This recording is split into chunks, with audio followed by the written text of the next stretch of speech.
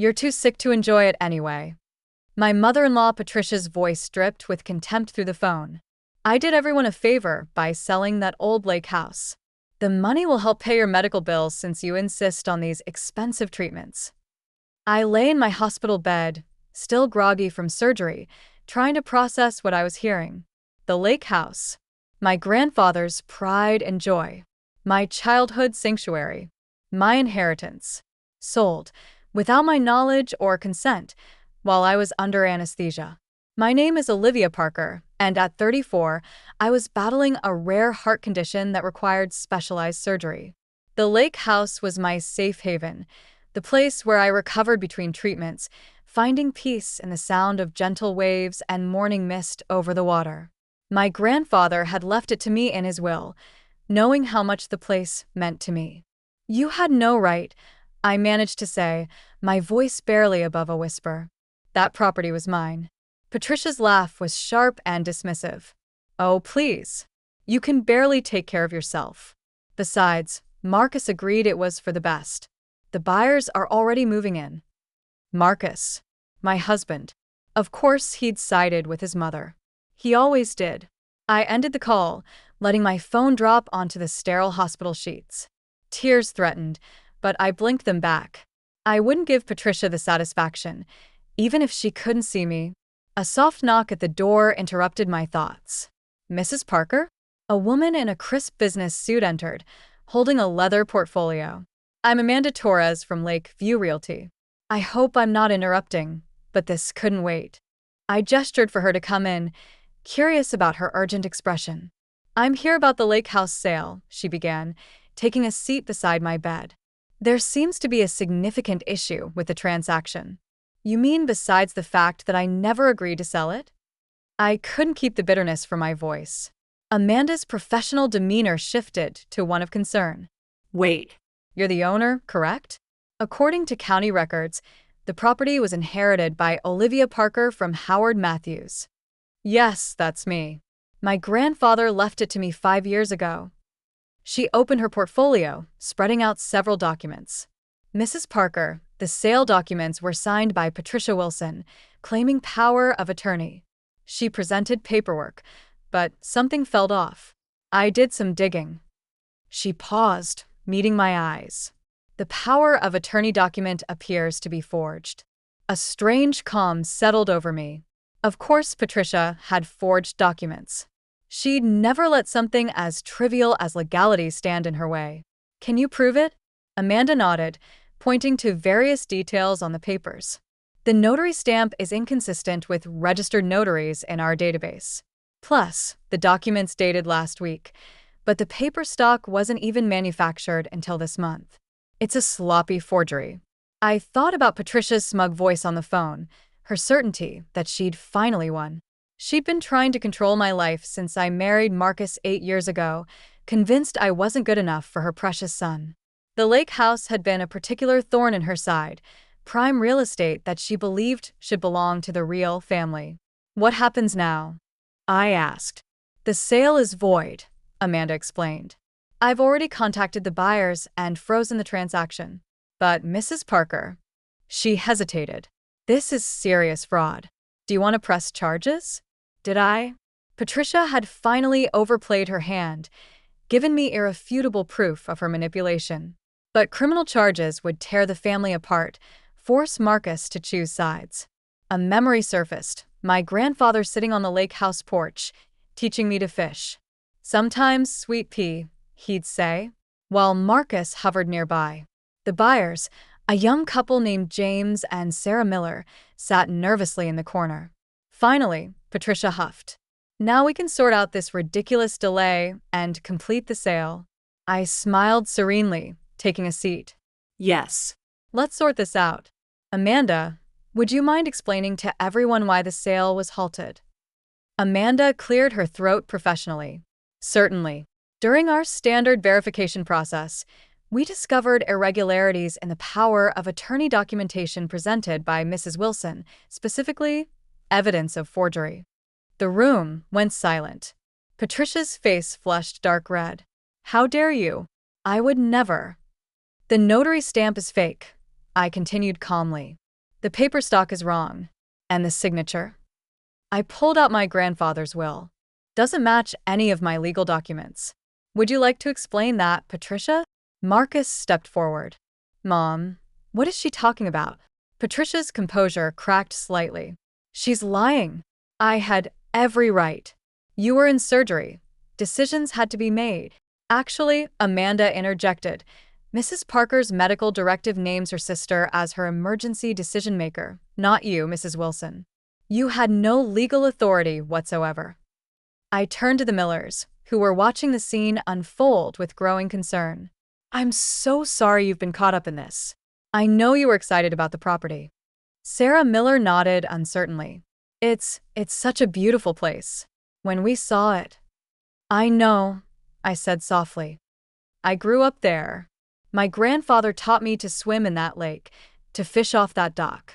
Every board in that house holds a memory. This is ridiculous. Patricia burst out. You can't even take care of yourself, let alone a property. Marcus, tell her. But Marcus was staring at the forged documents on Amanda's desk, recognition dawning in his eyes. Mom, this is your handwriting. Patricia faltered for the first time.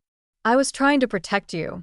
She's been holding you back, keeping that prime property all to herself when we could have. When you could have what? I interrupted. Sold it? Profited from my inheritance? Created some investment opportunity for Marcus that would keep him dependent on you. I did it for him, Patricia shouted. Everything I do is for my son. No, Marcus said quietly. You did it for yourself. You always do. The silence that followed was deafening. Patricia looked from Marcus to me, her carefully constructed world crumbling around her. Here's what's going to happen, I said, my voice steady. The sale is void. It was never legal to begin with. The Millers will get their earnest money back, with my sincere apologies for the confusion. And then Patricia sneered, trying to regain control. Then you have a choice, I replied. You can either face charges for fraud and forgery, or you can sign this. I pulled out a document my lawyer had prepared. It's a formal acknowledgement of your actions and a legally binding agreement to never interfere with my property or medical decisions again. You wouldn't dare press charges, she scoffed. You'd never do that to Marcus. I met my husband's eyes. For the first time in years, he was really seeing me and his mother. Actually, he said, I think she would. And she should. Patricia's face crumpled. Marcus. Sign the papers, Mom. Or I'll drive her to the police station myself. With trembling hands and wounded dignity, Patricia signed the agreement. Amanda notarized it, properly this time, and made copies for everyone. As we left the office, Marcus touched my arm gently. I'm sorry, he whispered. I should have seen it sooner. I looked at him, seeing glimmers of the man I'd married emerging from his mother's shadow. Yes, you should have. We have a lot to talk about. Behind us, I heard Patricia's heels clicking rapidly on the pavement as she hurried away, her perfect plan in shambles. The lake house was safe. But more importantly, the truth was finally out. That evening, sitting on our back porch, Marcus asked quietly, Will you take me to the lake house? Help me understand what it means to you. I smiled, thinking of dawn mist and gentle waves. Yes, I said. I think it's time you saw it through my eyes instead of your mother's. Recovery, I was learning, came in many forms.